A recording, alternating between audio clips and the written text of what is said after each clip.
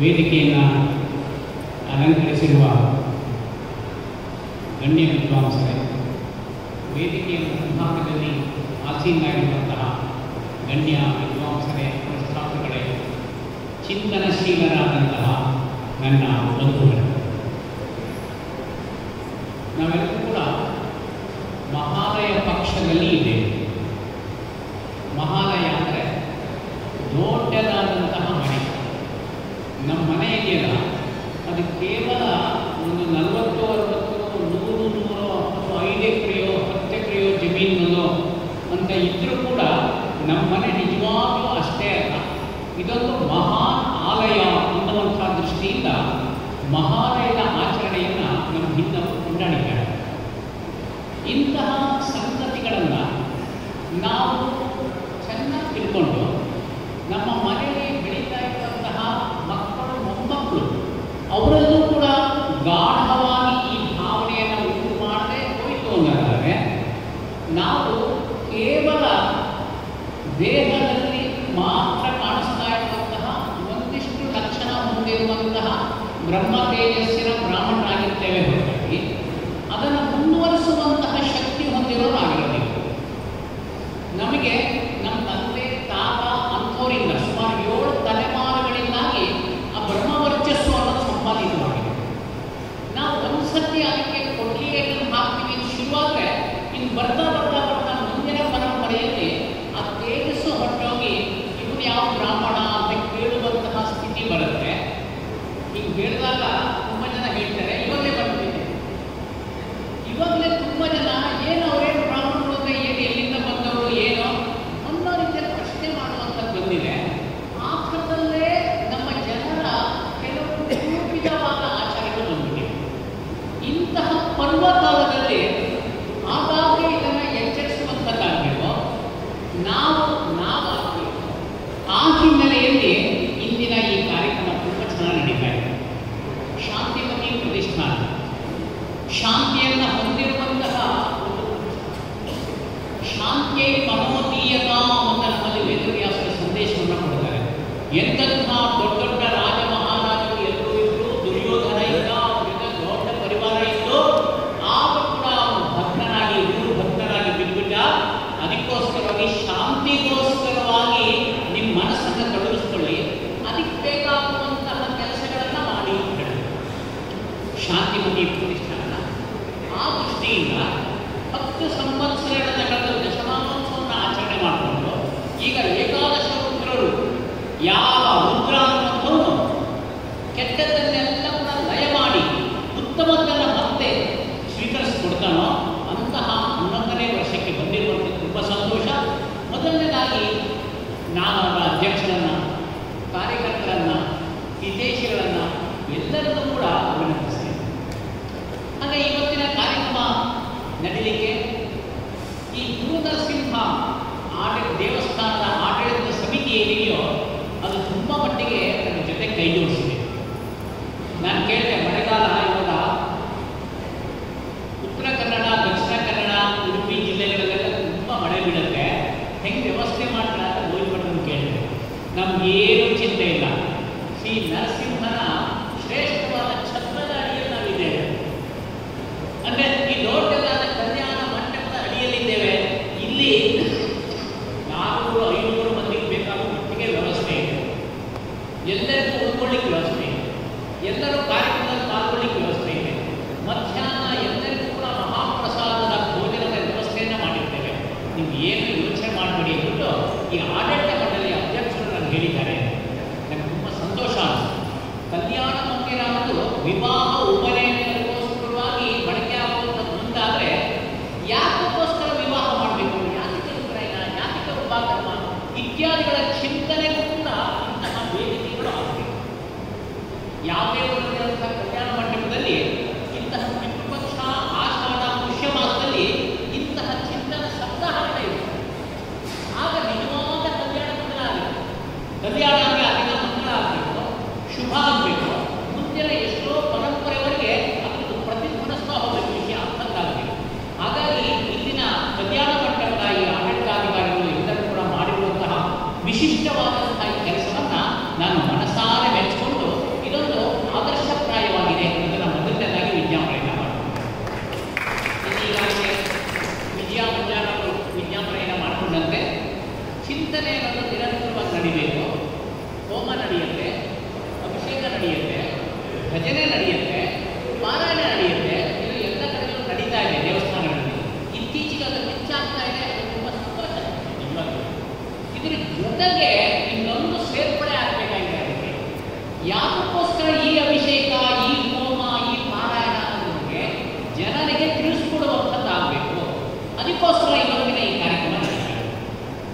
ಉಪನಿಷತ್ತಿನಲ್ಲಿ ಋಷಿಗಳು ನಮ್ಮೊಂದು ಉಪದೇಶವನ್ನು ಕೊಡ್ತಾರೆ, ತುಂಬ ಚೆನ್ನಾಗಿ. ಯದೇವ ವಿದ್ಯೆಯ ಕರೋತಿ ಸೌಮ್ಯ ತದೇವ ವೀರ್ಯವತ್ತರಂ ಭವತಿ. ಏನು ಕಲಾಪವನ್ನು ಮಾಡಿದ್ರು ಕೂಡ ಅದರ ಮಹಿಮೆ, ಅದರ ಇತಿಹಾಸ, ಹಿಂದೆ ಯಾವ ಇದನ್ನು ಹೇಗೆ ಮಾಡಿದ್ರು ಅನ್ನುವಂತಹ ವಿಚಾರವನ್ನು ತಿಳ್ಕೊಂಡು ನೀವು ಮಾಡಿದ್ರೆ ಆಗ ಆ ಕಲಾಪ ವೀರ್ಯವತ್ತರ ಆಗುತ್ತೆ. ಹಾಗಿಂದ ಹೋದರೆ ಭಕ್ತಿ ಶ್ರದ್ಧೆ ಇರುತ್ತೆ, ಒಳ್ಳೆಯದೇ. ಅದು ಮೊದಲನೇ ಸೋಪಾನಗಳು. ಆ ಮೆಟ್ಟಗಳನ್ನು ನಾವು ಬರಲೇಬೇಕು ಸಹಜವಾಗಿ. ಆದರೆ ಮೈಸೂರಿಗೆ ಹೋಗಿ ಚಾಮುಂಡಿ ಬೆಟ್ಟಕ್ಕೆ ಹೋಗ್ಬೇಕಾದ್ರೆ ಒಂದು 4 ಮೆಟ್ಟು ಹೊತ್ಬಿಟ್ಟು ನಾನು ಖುಷಿಯಾಗಿ ಇದೇ ಬಿಡ್ತೀನಪ್ಪ ಅಂತಂದರೆ 1000 ಮೆಟ್ಟು ಹತ್ತಂಗಾಗಲ್ಲ. ಇನ್ನು 20, 40, 50 ಮೆಟ್ಟು ಹತ್ತಾಗ ಇಡೀ ಮೈಸೂರನ್ನು ನೋಡುವಂತಹ ದೃಶ್ಯ ಇದೆಯಲ್ಲ, ಅದು ನಮಗೆ ಸಿಗಲ್ಲ. ಕೊನೆ ಮೆಟ್ಟನ್ನು ಹತ್ತಿದ ಮೇಲೆ ನಾವು ನೋಡುವಂತಹ ಚಾಮುಂಡೇಶ್ವರಿ ದರ್ಶನ ಏನಿದೆಯೋ ಅದು ಸಾರ್ಥಕ ಆಗಲ್ಲ. ಹಾಗಾಗಿ ನಾವು ಮೆಟ್ಟುಗಳನ್ನು ಮೇಲಕ್ಕೆ ಏರಬೇಕು ಅನ್ನೋ ದೃಷ್ಟಿಯಿಂದ ಇವತ್ತಿನ ಈ ಕಾರ್ಯಕ್ರಮ ಮಾಡಿರುವಂಥದ್ದು ತುಂಬ ಅರ್ಥಪೂರ್ಣ ಆಗಿದೆ. ನಮ್ಮ ಜನ ಇದನ್ನ ಬಳಸ್ಕೊಳ್ತಾ ಇದ್ದಾರೆ, ತುಂಬ ಸಂತೋಷ. ಇನ್ನೂ ಹೆಚ್ಚು ಜನ ಬಳಸ್ಕೊಳ್ಳೋ ಹಾಗೆ ನೀವು ಇದು ಮುಗಿದ ಮೇಲೆ ಸಾಯಂಕಾಲ ನಿಮ್ಮ ಮನೆಗಳಿಗೆ ಹೋಗ್ತಿರಲ್ಲ, ನಾಳೆ ನಾಳೆ ನಿಮ್ಮ ಸ್ನೇಹಿತರ ಜೊತೆ ಮಾತಾಡ್ತಿರಲ್ಲ, ಆಗ ಇದರ ಪ್ರಸಾರವನ್ನು ಮಾಡಬೇಕು. ತುಂಬ ಜನ ನಾನು ಹೋಗ್ಲಿಲ್ವಲ್ಲ ನಿನ್ನೆ, ಇದನ್ನು ಹೋಗ್ಬೇಕಾಗಿತ್ತು ಅಂತ ಅದನ್ನು ಅನ್ನಿಸ್ಬೇಕು, ಆ ಪ್ರಕಾರ ಆಗಬೇಕು ಅನ್ನೋದನ್ನ ನಾನು ಹೇಳಲಿಕ್ಕೆ ಇಚ್ಛೆಯನ್ನು ಮಾಡ್ತೇನೆ. ಮತ್ತೆ ಹುಟ್ಟುವಾಗಲೇ ನಾವೆಲ್ಲರೂ ಕೂಡ 3 ಋಣಗಳಿಂದ ಹುಟ್ಟಿರ್ತೇವೆ ಅಂತ ನಮಗೆಲ್ಲ ಹಿಂದಿಲ್ಲ ಮನಸ್ಸಿದ್ದಾರೆ. ಆ ಋಣತ್ರಯ ಇದೆಯಲ್ಲ, ಆ 3 ದೂರ ಮಾಡಿದ ಮೇಲೆ ಮನೋಮೋಕ್ಷೇ ನಿವೇಶಯೇ. ಋಣತ್ರಯಂ ಅಪಾಕೃತ್ಯ ಮನೋಮೋಕ್ಷೇ ನಿವೇಶಯೇ. ಆ 3 ಋಣಗಳಲ್ಲಿ ಋಷಿ ಋಣ ಅನ್ನುವಂಥದ್ದು ಅತ್ಯಂತ ಮುಖ್ಯವಾದದ್ದು. ಇನ್ನೊಂದು ದೇವಋಣ, ಇನ್ನೊಂದು ಪಿತೃಋಣ. ಪಿತೃಋಣ ಉತ್ತಮ ಸಂತತಿಯನ್ನು ಪಡೆದು ಅವರಿಗೆ ನಮ್ಮ ಈ ಆರ್ಷ ಪರಂಪರೆಯ ವಿಚಾರಗಳನ್ನು ತುಂಬಿ ಅವರೆಲ್ಲರೂ ಕೂಡ ಈ ಜ್ಞಾನದ ದೀವಟಿಕೆಗಳಾಗಲಿ, ಕೊಂಚುಗಳಾಗಲಿ, ಆ ಬೆಳಕನ್ನು ಕೊಡಬೇಕಾಗಲಿ. ಇವತ್ತು ಮಕ್ಕಳು ನಮ್ಮೆಲ್ಲರಿಗೂ ಹುಡ್ತಾ ಇದ್ದಾರೆ, ಆದರೆ ಅವರು ಜ್ಞಾನದ ದೀವಟಿಗೆಯನ್ನು ಹಿಡಿತಾ ಇದ್ದಾರೆ ಅಂದರೆ ವಿಜ್ಞಾನದ ದೀವಟಿಗೆಯನ್ನು ಹಿಡಿತಾರೆ. Engineering, commerce, MBA, chartered accountancy, ಬೇರೆ ದೇಶಕ್ಕೆ ಹೋದ್ರು ತುಂಬ ಒಳ್ಳೆಯದೇ. ಏಕೆಂದರೆ ನಮ್ಮ ದೇಶದ ಚಿಂತನೆಯನ್ನು ಅದೆಲ್ಲ ಹೊಲಿಸ್ಬೇಕು ಅನ್ನೋದಕ್ಕೋಸ್ಕರ ಹೋಗ್ಬೇಕು. ಕೇವಲ ಹೊಟ್ಟೆಪಾಡಿಗೋಸ್ಕರ ಹೋಗ್ಬಿಟ್ರೆ ಅದರಿಂದ ಹೆಚ್ಚೇನು ಉಪಯೋಗವಿಲ್ಲ, ಇವರು ಹೊಟ್ಟೆಪಾಡ ಆಯಿತು ಅಂತ ಆಗುತ್ತೆ. ಅದಕ್ಕೋಸ್ಕರವಾಗಿ ದೇವಋಣ, ಹಾಗೆ ಋಷಿ ಋಣ, ಪಿತೃಋಣ. ಅದರಲ್ಲಿ ದೇವ ಋಷಿ ಈ 2 ದೃಷ್ಟಿಯಿಂದ ಮುಖ್ಯವಾಗಿ ಇರುವಂಥದ್ದು ಅಂದರೆ ಉಪಕರ್ಮ ಅನ್ನುವಂತಹ ಶ್ರೇಷ್ಠವಾದಂತಹ ಕರ್ತವ್ಯ ದೇವಋಣ, ಋಷಿ ಋಣ, ಪಿತೃಋಣಕ್ಕೂ ಸ್ವಲ್ಪ ಮಟ್ಟಿಗೆ ಸಂಬಂಧಪಟ್ಟಿದೆ. ಹಾಗಾಗಿ ಉಪಕರ್ಮ ಅದು ಮುಖ್ಯವಾದ ಮನೆ ವಿಜಯ್ ಪ್ರಸ್ತಾವನೆಯನ್ನು ಮಾಡಿದರು. ಉಪಕರ್ಮ ಅನ್ನುವಂಥದ್ದು ಅತ್ಯಂತ ಶ್ರೇಷ್ಠವಾದ ಹಬ್ಬ. ಬ್ರಾಹ್ಮಣರಿಗೆ ಉಪಕರ್ಮ, ಕ್ಷತ್ರಿಯರಿಗೆ ಈಗ ಬಂತಲ್ಲ ವಿಜಯದಶಮಿ ಮಹಾತ್ಮೆ ಅದು, ವೈಶ್ಯರಿಗೆ ದೀಪಾವಳಿ, ಆಮೇಲೆ ಬರುವಂತಹ ಉರಿಯ ವರ್ಣದವರಿಗೆ ಹೋಳಿ. ಈ 4 ಆಯಾ ವರ್ಣದವರಿಗೆ ಅತ್ಯಂತ ಪ್ರಮುಖವಾದ ಹಬ್ಬಗಳು ಅಂತೇಳಿ ನಮ್ಮಲ್ಲಿ ಚಿಂತನೆಯಿಂದ ನಡೆಸಿದ್ದಾರೆ. ಮತ್ತು ಯಾಕೆ ನಾವು ಉಪಕರ್ಮ ಅನ್ನೋದು ಅಷ್ಟು ವಿಶಿಷ್ಟ? ಎಷ್ಟು ಹಬ್ಬಗಳನ್ನ ನಾವು ಆಚರಣೆ ಮಾಡಲಾರು, ಅದರಲ್ಲಿ ಅತ್ಯಂತ ಶ್ರೇಷ್ಠವಾದದ್ದು ಬ್ರಾಹ್ಮಣನಿಗೆ ಅಂದರೆ ಉಪಕರ್ಮ. ಯಾಕೆಂದರೆ ತನ್ಮೂಲಕವನ್ನು ಬ್ರಾಹ್ಮಣನಾಗಿ ತನ್ನ ಜೀವನವನ್ನು ನಡೆಸಿ ಲೋಕಕ್ಕೆ ಎಂತಹ ಉಪಕಾರವನ್ನು ಸಂದೇಶವನ್ನು ಕೊಡ್ತಾ ಹೋಗ್ತಾನೆ ಅನ್ನೋದ್ರ ಮೇಲೆ ಇತರ ವರ್ಣದವರಿದ್ದಾರಲ್ಲ ಅವರೆಲ್ಲರೂ ಕೂಡ ಇವರನ್ನು ನೋಡಿ ಕಲ್ತ್ಕೊಂಡು ತಮ್ಮ ವಿಷಯಗಳನ್ನು ಮುಂದುವರಿತಾ ಹೋಗೋದಾಗಬೇಕು. ತನ್ಮೂಲಕವಾಗಿ 4 ವರ್ಣದವರು ಅವರಿಗೆ ವಿಹಿತವಾದ ಕೆಲಸಗಳನ್ನು ತುಂಬ ಜವಾಬ್ದಾರಿಯುತವಾಗಿ ಮಾಡಿ ಈ ಸಮಾಜ ಪುರುಷ ಇದ್ದಾರಲ್ಲ ಅವನನ್ನು ಪೂಜಿಸಬೇಕು. ರಾಷ್ಟ್ರ ಪುರುಷ ಅಂತ ಇದ್ದಾರಲ್ಲ ಅವನನ್ನು ಪೂಜಿಸಬೇಕು. ಪೂಜಿಸೋದು ಅವರವರಿಗೆ ವಿಹಿತವಾದಂತಹ ಕರ್ಮಗಳನ್ನು ಮಾಡೋದ್ರಿಂದಲೇ ಅವಾಗ ಎಲ್ಲವೂ ಚೆನ್ನಾಗಿರುತ್ತೆ. ಅದರಲ್ಲಿ ಉಪಕರ್ಮ ಅನ್ನುವಂಥದ್ದು ಅತ್ಯಂತ ವಿಶಿಷ್ಟವಾದದ್ದು ಅನ್ನೋದನ್ನು ನಾವೆಲ್ಲರೂ ಕೂಡ ತಿಳ್ಕೊಳ್ಬೇಕು. ಈ ಧರ್ಮ ಏನಿದೆಯೋ, ಎಷ್ಟು ಸರ್ತಿ ನಾವು ಧರ್ಮ ಧಾರ್ಮಿಕ ಉಪನ್ಯಾಸ ಅಂತ ಹೇಳಿದ್ಮೇಲೂ ಬೇರೆಯವರೆಲ್ಲ ಧರ್ಮ ಅಂತ ಹೇಳಿದ್ರೆ ನನಗೆ ಮುಖ್ಯವಾದದ್ದು ಯಾವಪ್ಪ ಎಲ್ಲಿಂದ ಹೋಗಿದೆಯಪ್ಪ ಅಂದರೆ ಆಚಾರ ಪ್ರಭವೋ ಧರ್ಮ. ಆಚಾರದಿಂದ ಸದಾಚಾರದಿಂದ ಧರ್ಮ ಅನ್ನೋದು ಹುಟ್ಟಿದೆ. ಅಂತಹ ಧರ್ಮಕ್ಕೆ ಸಾಕ್ಷಾತ್ ಅಚ್ಯುತನೇ ಮಹಾವಿಷ್ಣುವೇ ಪ್ರಭುವಾಗಿದ್ದಾನೆ. ಹಾಗಾಗಿ ನಾವೆಲ್ಲರೂ ಕೂಡ ಪರಮಾತ್ಮನಾದ ನರಸಿಂಹದೇವರ ಅಥವಾ ವಿಷ್ಣುದೇವರ ಅಥವಾ ರುದ್ರದೇವರ ಭಕ್ತರು ತಂದಿದೆ ಆಚಾರವನ್ನು ಚೆನ್ನಾಗಿ ಕಾಪಾಡಿಕೊಳ್ಬೇಕು ಅನ್ನೋದು ಅತ್ಯಂತ ಮುಖ್ಯವಾದದ್ದು. ಇಲ್ಲ ಅವ್ರು ತುಂಬ ಚೆನ್ನಾಗಿ ಅಧ್ಯಯನ ಮಾಡಿದ್ದೇನೆ, ಶಾಸ್ತ್ರ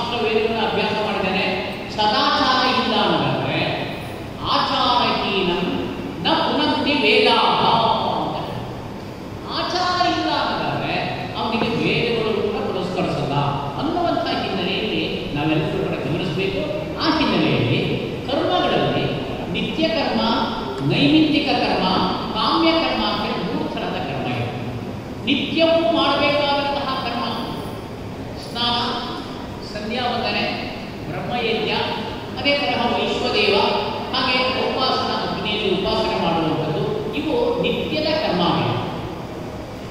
ಸಂಧ್ಯಾ ವಂದನೆ ಮತ್ತೆ ಮನೆಯಲ್ಲಿ ಗಂಟೆಯನ್ನು ನುಡಿಸಿ ದೇವತೆಗಳನ್ನ ಆಹ್ವಾನ ಮಾಡುವಂಥದ್ದು, ಇವೆರಡನ್ನಾದರೂ ಕೂಡ ನಾವು ಎಂತಹ ಸ್ಥಿತಿಯಲ್ಲಿ ಕೂಡ ಮುಗಿಸ್ಕೊಂಡ್ಬರ್ತೀವಿ. ಅದು ಮುನ್ಮುಖಕ್ಕೆ ಹೋಗ್ತಾ ಹೋಗ್ತಾ ನನಗೆ ಅನುಕೂಲ ಮಾಡ್ತೇನೆ ಅಥವಾ ಮನಸ್ಸು ಬಂದಾಗ ಮಾಡ್ತೇನೆ ಅನ್ನೋದು ತುಂಬ ಒಳ್ಳೆಯದು. ಏನೂ ಇಲ್ಲ ಅಂದರೆ ಸಂಧ್ಯಾ ವಂದನೆಯಿಂದ ದೇವರ ಪೂಜೆ ಎಂದು ನಡೀಲೇಬೇಕು ಸಹಜವಾಗಿ. ಇದನ್ನು ಮಾಡೋದ್ರಿಂದಾಗಿ ದೊಡ್ಡ ಫಲ ಬರುತ್ತೆ ಅಂತಲ್ಲ, ಅಕರಣೆ ದೋಷ ಮಾಡೇ ಹೋಗ್ತದೆ ದೋಷ. ಹಾಗಾಗಿ ಇದನ್ನ ನಿತ್ಯ ಕರ್ಮ ಅಂತ. ನೈಮಿತ್ತಿಕ ಕರ್ಮ, ಹೋದ ವಾರ ಗ್ರಹಣ ಚಂದ್ರೋಪರಾಗ ಇತ್ತು, ಆ ಸಮಯದಲ್ಲಿ ಮಾಡಬೇಕಾದಂತಹ ಕಲಾ ಉಳಿಯದಿದೆಯೋ ಅದಕ್ಕೆ ನೈಮಿತ್ತಿಕ ನಿಮಿತ್ತ ನಕ್ಷತ್ರ ರಾಶಿ. ಇನ್ನೊಂದು ಕಾಮ್ಯಕರ್ಮ, ವಿಶಿಷ್ಟವಾದಂತಹ ಒಂದು ಅಭಿಲಾಷೆ ಇದೆ ನನಗೆ, ಅದು ಈಡೇರಿಲ್ಲ, ಅದಕ್ಕೋಸ್ಕರ ನಾನು ಭಗವಂತನನ್ನು ಕೊಡಬೇಕು ಪ್ರಾರ್ಥನೆ ಮಾಡ್ತೇನೆ, ಹೋಮ ಮಾಡ್ತೇನೆ, ಪೂಜೆ ಮಾಡಿಸ್ತೇನೆ ಅಂತ ಇರುವಾಗ ಅದು ಕಾಮ್ಯಕರ್ಮ ಅಲ್ಲ. ಉಪಕರ್ಮ ಅನ್ನುವಂಥದ್ದು ನೈಮಿತ್ತಿಕವಾದಂತಹ ಕರ್ಮ. ಕೆಲವರು ಅದನ್ನು ನಿತ್ಯ ಕರ್ಮ ಅಂತ ಹೇಳುವಂಥದ್ದು ಉಂಟು. ಉಪಕರ್ಮ ಅನ್ನೋದಕ್ಕೆ ಮುಂಚೆ ಉತ್ಸರ್ಜನ ಅನ್ನುವಂಥದ್ದು, ಉತ್ಸರ್ಜನ ಉಪಕರ್ಮ ಅನ್ನೋದು ಎರಡನ್ನು ಒಟ್ಟಿಗೆ ಹೇಳುವಂಥದ್ದು ಬಂದಿದೆ. ಶ್ರಾವಣ ಮಾಸದಲ್ಲಿ ಇವೆರಡನ್ನು ಕೂಡ ಒಟ್ಟಿಗೆ ಮಾಡುವಂಥದ್ದನ್ನು ನಾವು ನೋಡ್ತಾ ಇದ್ದೇವೆ.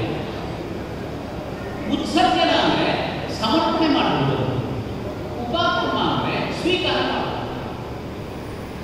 ಬ್ರಾಹ್ಮಣನಾದನು ಅಧ್ಯಯನ ಮಾಡಬೇಕಾದ್ರೆ ಯಾವುದಪ್ಪ ಅಂದರೆ ವೇದ. ವೇದೋ ನಿತ್ಯಮಧೀಯತ, ಪ್ರತಿ ನಿತ್ಯ ವೇದ ಮಂತ್ರಗಳನ್ನು ಅಧ್ಯಯನ ಮಾಡಬೇಕು. ತದುದಿದಂ ಕರ್ಮ ಸ್ವನುಷ್ಠೀಯತ, ಅದರಲ್ಲಿ ಹೇಳಿರುವಂತಹ ಕರ್ಮಗಳನ್ನು ಚೆನ್ನಾಗಿ ಅನುಷ್ಠಾನ ಮಾಡಬೇಕು ಅನ್ನೋದು ಆರ್ಷೋಪದೇಶ ನಮಗೆ ಬಂದಿದೆ. ಇಂತಹ ವೇದಗಳನ್ನು ನಾವು ಗುರುಗಳಿಂದಾಗಿ ತಂದುಕೊಳ್ಬೇಕು, ಋಷಿ ಮುನಿಗಳ ಆಶೀರ್ವಾದವನ್ನು ಪಡ್ಕೊಂಡು ಕಲಿಬೇಕು.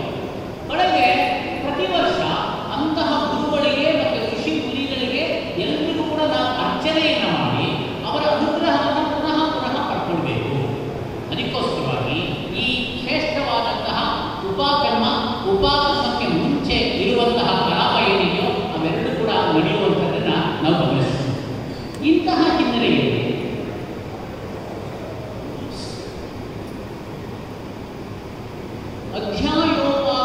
ಅಧ್ಯಾಯೋಪಕರ್ಮ, ಉಪಕರಣ, ವೇದ ಸ್ವೀಕಾರ, ವೇದಾರಂಭಣ, ಶ್ರಾವಣಿ ಇತ್ಯಾದಿ ಸಮಾನ ಅರ್ಥದ ಹೆಸರುಗಳು ಈ ಕಲಾಪಕ್ಕೆ. ಉಪಕ್ರಿಯತೆ ಅನೇನ ಇತಿ ಉಪಕರ್ಮ ಅಂತ ಹೇಳಿ. ಹಾಗೆ ಉತ್ಸರ್ಜಂತೆ ಅಂತ ಕಾರಣಕ್ಕೋಸ್ಕರವಾಗಿ ಉತ್ಸರ್ಗ ಅನ್ನುವಂಥ ರೀತಿಯಲ್ಲಿ ಅಧ್ಯಾಯ ಅಂತ ಕರೀತಾರೆ. ಹೀಗೆ ಉಪಕರ್ಮ ಅನ್ನೋದಕ್ಕೆ ಪದಗಳ ಬಗ್ಗೆ ಯೋಚನೆ ಮಾಡಿದಾಗ ಯಾವ ಇದಕ್ಕೆ ಅರ್ಹರು ಅಂದರೆ ಅಧಿಕಾರಿ ಅಂತ ನಮ್ಮ ಶಾಸ್ತ್ರಗಳನ್ನು ಹೇಳಿರುವುದು. ಉಪನೀತರಾದಂತಹ ಎಲ್ಲರೂ ಕೂಡ ಇದಕ್ಕೆ ಅಧಿಕಾರಿಗಳು, ಅವರೆಲ್ಲರೂ ಕೂಡ ನಡೆಸಬೇಕು. ಒಂದು ಪ್ರಶ್ನೆ ಇದನ್ನು ಬರುತ್ತೆ, ನನಗಿನ್ನೂ ಉಪಕರ್ಮ ಆಗಿಲ್ಲ ಅಥವಾ ಮಾತೆಗೆ ಕರೆಸ್ತೆ ಇರೋದು ಉಪಕರ್ಮ ಅನ್ನುವಂಥ ಸಂಸ್ಕಾರ ವಿವಾಹದ ಜೊತೆಗೇನೆ ವಿವಾಹವೇ ಅವರಿಗೆ ಉಪಕರ್ಮ ಆಗಿರುತ್ತೆ ಅಥವಾ ಉಪನಯನ ಆಗಿರುತ್ತೆ. ಅಂತಹ ಹಿನ್ನೆಲೆಯಲ್ಲಿ ತಗೊಂಡಾಗ ಅವರೆಲ್ಲರೂ ಕೂಡ ಆ ಸಮಯದಲ್ಲಿ ಉಪಕರ್ಮದ ದಿನಗಳಂದು ಏನು ಮಾಡಬೇಕಂದ್ರೆ ಭಗವತ್ ಸಂಕೀರ್ತನವಾದಂತಹ ನಾಮ ಸಂಕೀರ್ತನೆಗಳು, ಧ್ಯಾನ ಇತ್ಯಾದಿಗಳನ್ನು ಮಾಡಬೇಕು ಅನ್ನುವಂಥದ್ದು ವಿಚಾರ ನಮ್ಮ ಹಿಂದಿನಿಂದ ಬಂದಿರುವುದು. ಉಪಕರ್ಮ ಅನ್ನುವಂತಹ ಕಲಾಪ, ಅದಕ್ಕೆ ಮುಂಚೆ ಉತ್ಸರ್ಜನ. ಉತ್ಸರ್ಜನ ಅನ್ನುವಂತಹ ಕಲಾಪವನ್ನು ಮಾಡಬೇಕಾದ್ದು ಮಾಘ ಮಾಸ ಪ್ರತಿಪದ ಶುಕ್ಲ ಪ್ರತಿಪದ ಅಥವಾ ಪುಷ್ಯ ಮಾಸದ ಶುಕ್ಲ ಪ್ರತಿಪದ. ಅಲ್ಲಿ ಸಂಕಲ್ಪ ಹೇಳುವಂಥದ್ದು ಅಯಾತ ಯಾಪನಾ ಕಾಲ ಅನ್ನುವಂಥ ರೀತಿ. ವೇದ ಮಂತ್ರಗಳನ್ನು ಯಾರು ನಾವು ಚೆನ್ನಾಗಿ ಅಧ್ಯಯನವನ್ನು ಮಾಡಿರ್ತೇವೋ, ಎಷ್ಟೇ ಮಂತ್ರ ಕಲ್ತೀವಿ, ಇಲ್ಲಪ್ಪ ನಾವು ಇರುವಂತಹ ಪೂರ್ಣ ಅಧ್ಯಯನವನ್ನು ಮಾಡಿಲ್ಲ, ಏನು ಚಿಂತೆ ಇಲ್ಲ. ಸಂಧ್ಯಾವಂತೆ ಮಂತ್ರಗಳನ್ನು ಕಲ್ತಿದೆಯಲ್ವಾ, ಪೂಜಾ ಮಂತ್ರಗಳನ್ನು ಕಲ್ತಿದೆಯಲ್ವಾ, ಏನು ಕಲ್ತಿದೆಯೋ ಅಂತಹ ಮಂತ್ರಗಳು ಚೆನ್ನಾಗಿ ವೀರ್ಯವತ್ತಾಗಬೇಕು ಅನ್ನುವಂಥ ದೃಷ್ಟಿಯಿಂದಾಗಿ ಮೊದಲನೇದಾಗಿ ಆ ಮಂತ್ರಗಳ ಸಮರ್ಪಣೆಯನ್ನು ಮಾಡಬೇಕು, ಆಮೇಲೆ ಸ್ವೀಕಾರವನ್ನು ಮಾಡಬೇಕು ಅನ್ನುವಂಥ ವಿಷಯವನ್ನು ನಾವು ನೋಡಬೇಕು. 6 ತಿಂಗಳ ಕಾಲ ವೇದಗಳ ಅಧ್ಯಯನ, ಇನ್ನೊಂದು 6 ತಿಂಗಳ ಕಾಲ ಶಾಸ್ತ್ರಗಳ ಅಧ್ಯಯನ ಅನ್ನೋದು ನಮ್ಮಲ್ಲಿ ಪರಂಪರೆ. ಹಾಗಾಗಿ ವೈ ವೇದ ಮತ್ತು ಋಷಿಗಳಲ್ಲಿ ಸಮರ್ಪಣೆ ಮಾಡ್ತೇವೆ. ಶಾಸ್ತ್ರಗಳ ಅಧ್ಯಯನವನ್ನು ಮುಂದುವರಿಸ್ತಾ ಹೋಗಬೇಕು. ಆಮೇಲೆ ಶ್ರಾವಣ ಮಾಸದಲ್ಲಿ ಉಪಕರಣ ಬರುತ್ತೋ ಆಗ ಸ್ವೀಕೃತ ಉಪಕೃತ ವೈ ವೇದ ಅಂತ ಬರುತ್ತೆ. ಇವತ್ತು ಕಾಲ ತುಂಬ ಬದಲಾಗಿದೆ. ನಮ್ಮಲ್ಲಿ ಸಂಸ್ಕೃತ ಕಾಲೇಜುಗಳಿವೆ, ಗುರುಕುಲಗಳಿವೆ.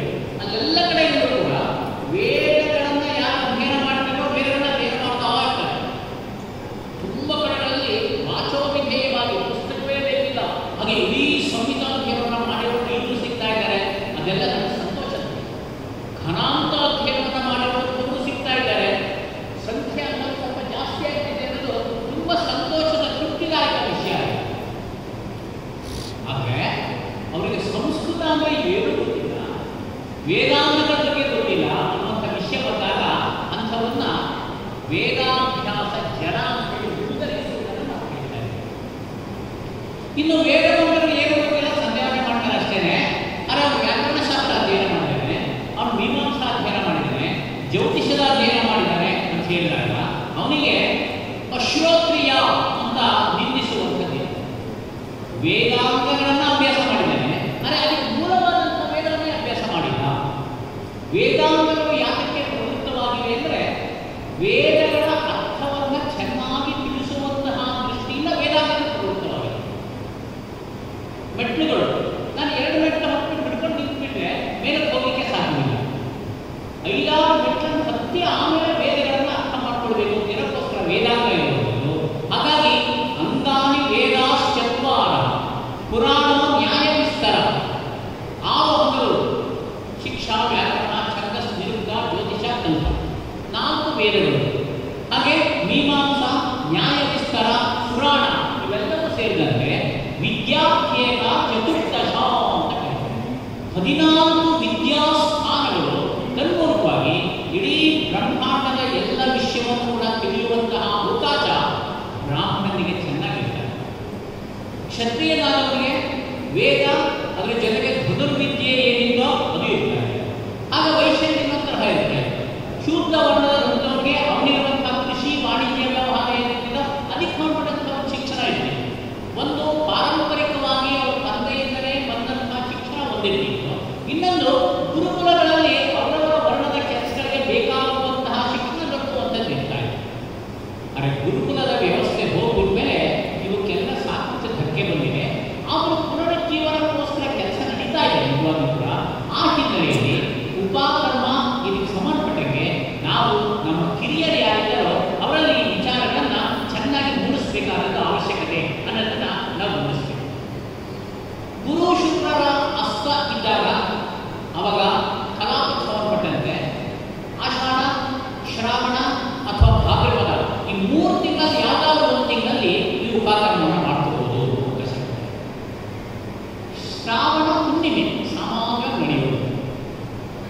ಆದರೆ ಋಗ್ವೇದಗಳಿಗೆ ಆ ತಿಥಿಗಿಂತಲೂ ಹೆಚ್ಚು ವಿಶೇಷ ಒತ್ತು ಕೊಡುವಂಥದ್ದು ಶ್ರವಣ ನಕ್ಷತ್ರ.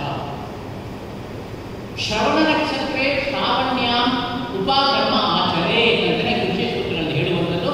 ಶ್ರವಣ ನಕ್ಷತ್ರ ಮುಖ್ಯವಾದದ್ದು. ಶ್ರಾವಣ ಮಾಸದ ಹುಣ್ಣಿಮೆ ದಿನದಂದು ಶ್ರವಣ ನಕ್ಷತ್ರ ಇಲ್ಲ ಅನ್ನೋದಾದ್ರೆ ನಾಗರ ಪಂಚಮಿ ದಿನದಂದು ಹಸ್ತ ನಕ್ಷತ್ರ ಸಾಮಾನ್ಯವಾಗಿರುತ್ತೆ, ಅವಾಗ ಮಾಡಿಕೊಳ್ಬೇಕು ಅನ್ನುವಂಥ ನಿರ್ದೇಶನವನ್ನು ಪಂಚಾಂಗಕಾರರು ಮತ್ತು ಜ್ಯೋತಿಷ್ಯಕಾರ ಹೇಳೋದನ್ನ ನಾವು ನೋಡಿದ್ದೀವಿ. ಅಥಾತಃ ಅಧ್ಯಾಯಾನ ಉಪಕರಣ ಓಷಧೀನಾಂ ಪ್ರಾದುರ್ಭಾವೇ. ಶ್ರಾವಣ ಮಾಸ ಅಂದರೆ ಎಲ್ಲ ಕಡೆ ಹಚ್ಚ ಹಸಿರಾದಂತಹ ವಾತಾವರಣ ಇರುತ್ತೆ, ಮಳೆಗಾಲ, ಅಲ್ಲಿ ಔಷಧಿಗಳೆಲ್ಲ ಕೂಡ ಉದ್ಭವಿಸಿರ್ತವೆ. ಅಂತಹ ಸಮಯದಲ್ಲಿ ಅಧ್ಯಾಯಗಳ ಉಪಕರ್ಮ ಏನಿದೆಯೋ ಅದನ್ನು ಮಾಡಿಕೊಳ್ಬೇಕು.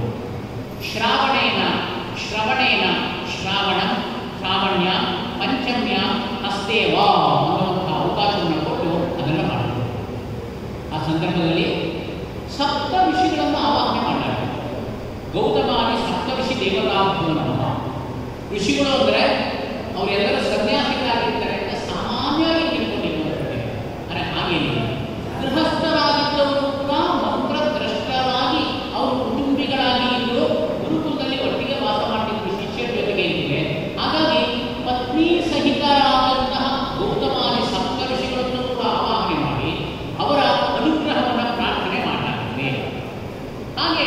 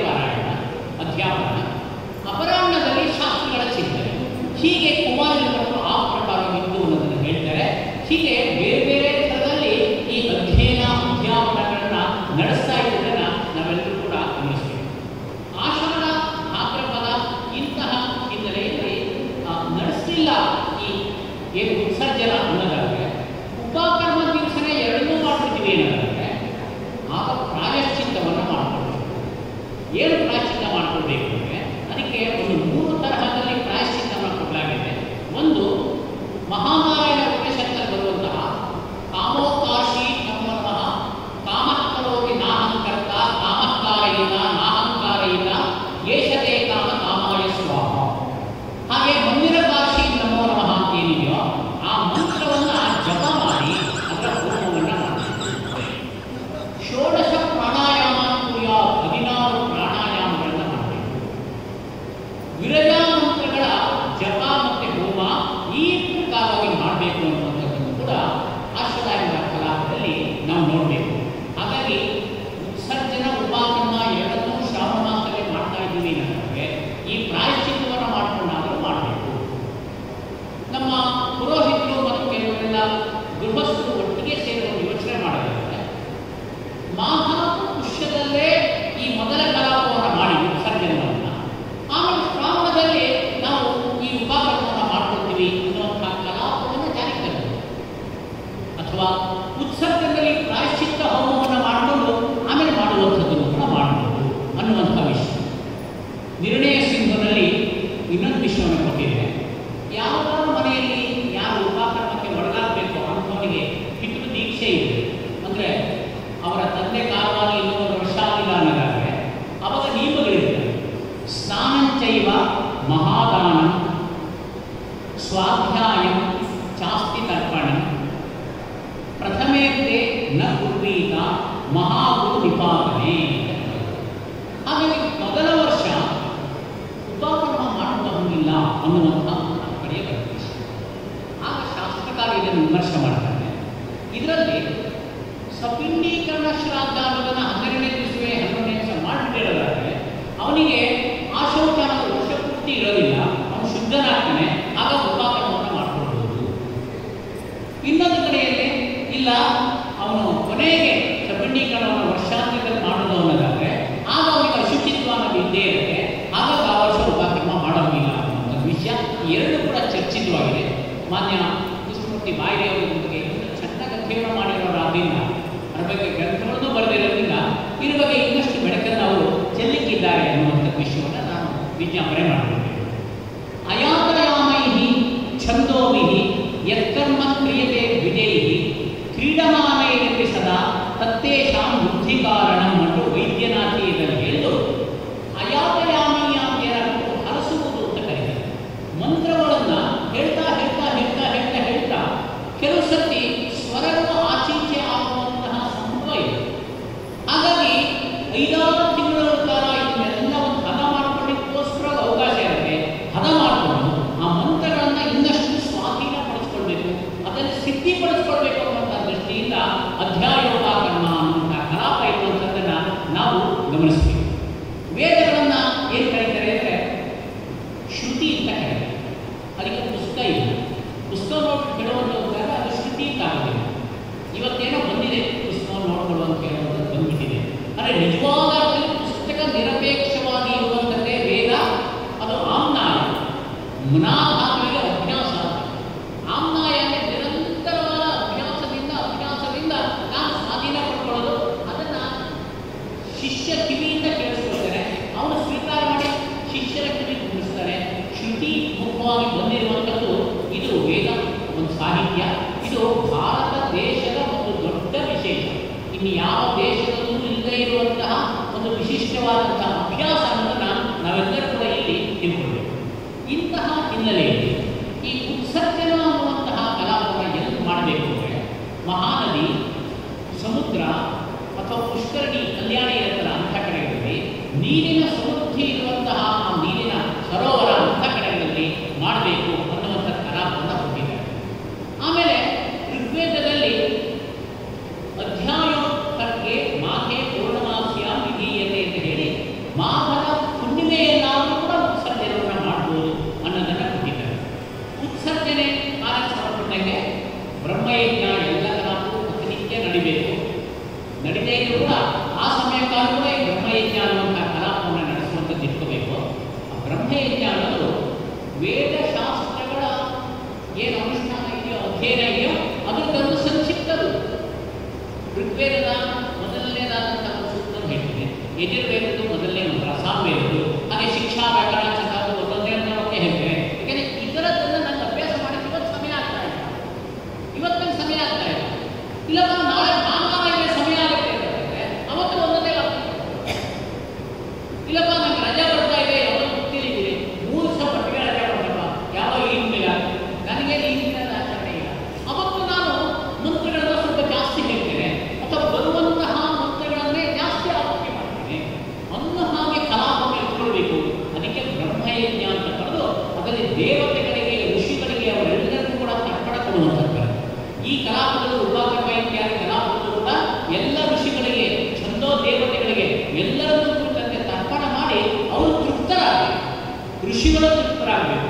ಪ್ರಕೃತಿಯಲ್ಲಿರುವಂತಹ ಎಲ್ಲವೂ ಕೂಡ ತೃಪ್ತರಾಗಬೇಕು. ಎಲ್ಲವೂ ತೃಪ್ತನಾಗಿದ್ದಾಗ ನಾನು ಕೂಡ ಸಂತೋಷವಾಗಿರ್ತೇನೆ. ಅಂದರೆ ಏನಂತ ಅಂದರೆ ನಾನು ಸಂತೋಷವಾಗಿರಬೇಕು, ನಾನು ನಾನು ನಾನು ಇಲ್ಲ, ಎಲ್ಲರೂ ಸಂತೋಷವಾಗಿದ್ದರೆ ಅದು ಜೊತೆ ನನ್ನ ಸಂತೋಷವೂ ಸೇರುತ್ತೆ ಅನ್ನುವಂತಹ ಉದಾಚರಿತ ನಾವು ವಸುಧೈವ ಕುಟುಂಬಕಂಬಿದೆಯಲ್ಲ, ಹಾಗೆ ಶಾಂತಿ ಅನ್ನೋದು ಏನಿದೆಯೋ ಅದು ಪ್ರಕೃತಿ ಎಲ್ಲ ಕಡೆಯಲ್ಲೂ ಶಾಂತಿಯಲ್ಲಿ ತೃಪ್ತರಾಗಲಿ ಅಂತೇಳಿ ತರ್ಪಣವನ್ನು ಕೊಡುವಂಥದ್ದನ್ನು ನಾವು ನೋಡ್ತೇವೆ. ಹೀಗೆ ಅಧ್ಯಾಯೋಪಕರ್ಮ ಅನ್ನುವಂತಹ ಕಲಾಪ ಏನಿದೆಯೋ ಆ ಕಲಾಪ ಬ್ರಾಹ್ಮಣನಿಗೆ ತುಂಬ ವಿಶೇಷವಾಗಿ ಇರುವಂಥದ್ದು. ಅದನ್ನು ನಾವೆಲ್ಲರೂ ಕೂಡ ಆಚರಿಸಬೇಕಾದಂತಹ ತುಂಬ ಅವಶ್ಯಕತೆ ಇದೆ. ಅದ್ರ ಬಗ್ಗೆ ಮುಂದಿನ ವಿಷಯಗಳು ಪ್ರಸ್ತಾವನೆ ಮಾಡಿ. ಮಧ್ಯಾಹ್ನದ ಗೋಷ್ಠಿಯಲ್ಲಿ ಕಲಾಪ ಮಾನ್ಯ ಸತ್ಯನಾರಾಯಣಾಚಾರ್ಯರು ವೇದಗಳಲ್ಲಿ ರಾಷ್ಟ್ರೀಯತೆ ಅನ್ನುವಂಥ ವಿಷಯವನ್ನು ತಿಳಿಸ್ಕೊಡ್ಲಿಕ್ಕಿದ್ದಾರೆ. ವೇದಗಳು ತಂದ ಕೂಡಲೇ ವೇದಗಳು ಅಂದರೆ ಮಂತ್ರಗಳು, ಪುರೋಹಿತರು ಮಂತ್ರ ಹೇಳ್ತಾರೆ. ಪುರೋಹಿತರಿಗೆ ಮಂತ್ರಗಳ ಅರ್ಥ ಗೊತ್ತಿಲ್ಲ, ನಮಗಂತೂ ಗೊತ್ತೇ ಇಲ್ಲ. ಹೀಗಾಗಿ ಮಂತ್ರಗಳಿಗೆ ಏನೂ ಅರ್ಥ ಇಲ್ಲ. ಮಂತ್ರಗಳು ಒಂದಿಷ್ಟು ಗಟ್ಟು ಮಾಡಿರ್ತಾರೆ, ಏನೋ ಹೇಳ್ತಾ ಇರ್ತಾರಪ್ಪ ಅಂತ ಮಂತ್ರಗಳ ಬಗ್ಗೆ ಅತ್ಯಂತ ಲಾಘವವಾಗಿ ಮಾತನಾಡುವಂಥದ್ದು ಜನರಲ್ಲಿ ಬರ್ತಾ ಇದೆ. ಇದನ್ನ ಎಚ್ಚರದಿಂದ ನಾವು ಸವಾಲ ಸ್ವೀಕರಿಸೋದನ್ನು ಯೋಚನೆ ಮಾಡಿ. ಪುರೋಹಿತರು ಯಾರಿರ್ತಾರೋ ಬೇರೆ ಬೇರೆ ಕಲಾಪ ಪೂರ್ವೋತ್ತರ ಅಪರ ಪ್ರಯೋಗಗಳನ್ನು ನಡೆಸುವಂಥದ್ದು, ಯಾವ ಕಲಾಪ ನಡೆಯುತ್ತೋ ಅಲ್ಲಿರುವಂತಹ ಮಂತ್ರಗಳ ಸರಳವಾದ ಅರ್ಥ, ಹಾಗೆ ಆ ಸಂಸ್ಕಾರ ಯಾವತ್ತೋಸ್ಕರ ಪೂರ್ಣವಾಗಿದೆ ಅಂತೇಳಿ ಒಂದು 20 ನಿಮಿಷ ಮಾತನಾಡಬೇಕು. ಕಲಾಪ ಹೋದ್ಮೇಲೆ ಎಲ್ಲರನ್ನೂ ಕೂರಿಸಿ ಮಹಾಮಂಗಳಕ್ಕಿಂತ ಮುಂಚೆ, ಮಹಾಮಂಗಳಕ್ಕೆ ಕಾಯ್ತಾ ಇದ್ದಾರೆ ಎಲ್ಲರೂ, ಮಹಾಮಂಗಳ ಅಂದರೆ ಸಾರ್ಥಕ ಆಯ್ತಪ್ಪ ಜೀವನ ಒಳ್ಳೆಯದು. ಆ ಮಹಾಮಂಗಳಕ್ಕೆ ಮುಂಚೆ ಏನು ಕಲಾಪ ನಡೀತು ಅನ್ನುವಂತಹ ವಿಷಯವನ್ನು ಪುರೋಹಿತರು ಹೇಳೋದಾಗಬೇಕು. ಪುರೋಹಿತರಿಗೆ ಅಂತಹ ತರಬೇತಿಯನ್ನು ನಾವು ಕೊಡಬೇಕಾಗಿದೆ. ಕಿರು ಪುಸ್ತಕವನ್ನು ಮಾಡಿ ಒಂದೊಂದು ಸಂಸ್ಕಾರದ ಬಗ್ಗೆ ಕೇವಲ ಒಂದು 3-4 ಪುಟಗಳಷ್ಟು ಮಾತ್ರ ಬರೆದಿಡಬೇಕು. 3-4 ಪುಟಗಳನ್ನು ಓದಿದ್ರೆ ಅವರು ಒಂದು 2 ಪುಟಗಳಷ್ಟು ಕೂಡ ಅನುಸಂಧಾನವನ್ನು ಮಾಡಿ ಬಂದಂತಹ ಎಲ್ಲ ನೆನಪಿಗೂ ಈ ಸಂದೇಶವನ್ನು ಮುಗಿಸುವಂಥದ್ದಾಗಬೇಕು. ಅದು ವರ್ತಮಾನದ ಅವಶ್ಯಕತೆ. ಅದು ಒಂದಾದರೆ ಅವ್ರ ಜೊತೆಗೆ ಇನ್ನೊಂದಿದೆ. ವೇದಗಳು ಅಂದರೆ ಈ ಥರ ಮೇಲ್ಕರು ಮಂತ್ರಗಳನ್ನು ಹೇಳ್ತಾ ಇದ್ದಾರೆ, ನಮ್ಗೆ ಚೆನ್ನಾಗಪ್ಪ, ನಮಗೆಲ್ಲ ಆನಸ್ ಚೆನ್ನಾಗಿ, ಮಕ್ಕಳು ಚೆನ್ನಾಗಿ ನಿಂತಿದ್ದಾರೆ. ಆದರೆ ಬೇರೆ ದೇಶಕ್ಕೆ ಸಂಬಂಧಪಟ್ಟದ್ದು ಏನಿಲ್ಲ, ರಾಷ್ಟ್ರಕ್ಕೆ ಸಂಬಂಧಪಟ್ಟದ್ದು ಏನಿಲ್ಲ ಅನ್ನುವಂತಹ ರೀತಿಯೂ ಒಂದು ಭಾವನೆ ಇದೆ. ಇವತ್ತಿನ ದಿವಸ ಅದಕ್ಕೋಸ್ಕರ ಮಧ್ಯಾಹ್ನದಲ್ಲಿ ವೇದಗಳಲ್ಲಿ ರಾಷ್ಟ್ರೀಯ ಭಾವನೆಯನ್ನು ಯಾವ ತರಹ ಬಂದಿದೆ.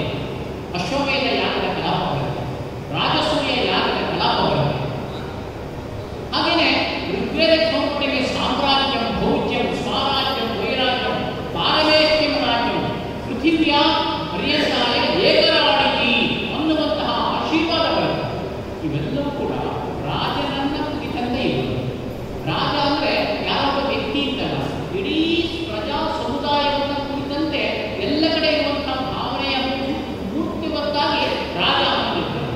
ಆ ರಾಜ ಅನ್ನೋನ ಹಿಂದೆ ಇರ್ತಿದ್ದು ವಿಷ್ಣು ಪೃಥ್ವೀಪತಿ. ವಿಷ್ಣುವಿನ ಅಂಶ ಇಲ್ಲ ಅನ್ನೋದಾದ್ರೆ ಅವನು ಪೃಥ್ವೀಪತಿ ರಾಜನಾಗ್ತಾ ಇರಲಿಲ್ಲ. ಅಂತಹ ಹಿನ್ನೆಲೆ ಹೊಂದಿರುವಂತಹ ಈ ಭಾರತ ಭೂಮಿಯಲ್ಲಿ ಭಾರತ ದೇಶ ರಾಷ್ಟ್ರ ಇದಕ್ಕೆ ಹೋಗ್ಬಿಟ್ಟಾಗೆ ಯಾವೆಲ್ಲ ವಿಷಯವನ್ನು ಕೊಂಡಾಗಿದೆಯೋ ಅದ್ರ ಬಗ್ಗೆ ವಿಚಾರ ಮೀಮಾಂಸೆ ನಡೆಯುತ್ತೆ. ಹಾಗಾಗಿ ರಾಷ್ಟ್ರಂ ಧಾರಯತಾಂ ಧ್ರುವಂ, ಈ ರಾಷ್ಟ್ರವನ್ನ ದೃಢವಾಗಿ ತುಂಬ ಕಾಲದವರೆಗೆ ಧರಿಸಬೇಕು ರಾಜ ಅನ್ನೋದು.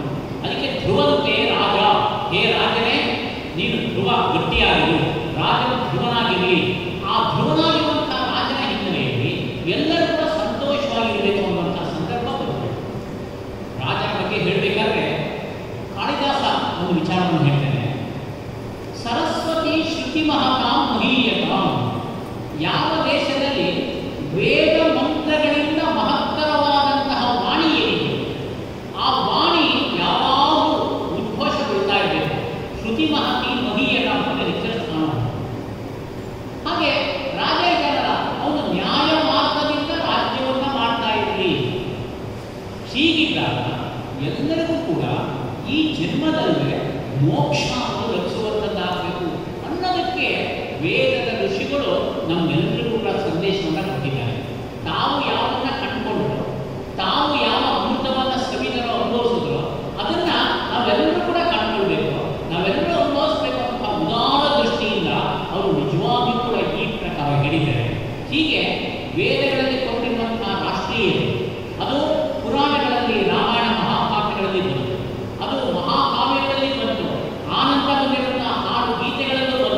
ಹೀಗೆ ರಾಷ್ಟ್ರೀಯತೆ ಅನ್ನೋದು ವೇದಗಳಲ್ಲಿ ಬೀಜರೂಪವಾಗಿ ಆರಂಭ ಆಗೋದು, ಆಮೇಲೆ ಅದು ವಿಕಾಸನಗೊಂಡು ದೊಡ್ಡ ವೃಕ್ಷವಾಗಿದೆ.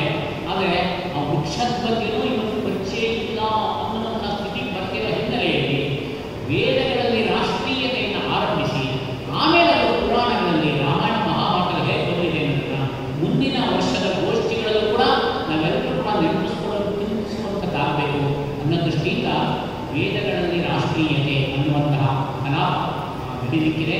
ಅದೆಲ್ಲದರಲ್ಲೂ ನೀವೆಲ್ಲ ಕೂಡ ತುಂಬ ನಿಷ್ಠೆಯಿಂದ ಪಾಲ್ಗೊಳ್ತಾ ಇದ್ದೀರಾ. ತುಂಬ ಸಂತೋಷದ ವಿಷಯ. ಮುಂದಿನ ಗೋಷ್ಠಿಗಳಿಗೆ ಇನ್ನೂ ತುಂಬ ಜನ ಬರುವಂಥ ರೀತಿಯಲ್ಲಿ ಮಾಡಬೇಕಾದಂತಹ ಒಂದು ಆದ್ಯ ಕರ್ತವ್ಯ ನಮಗೆಲ್ಲರಿಗೂ ಇದೆ ಅನ್ನೋದನ್ನು ವಿಜ್ಞಾಪನೆ ಮಾಡ್ತಾ ಎಲ್ಲರನ್ನೂ ಕೂಡ ವಂದಿಸ್ತಾ ಈ ಪ್ರಸ್ತಾವ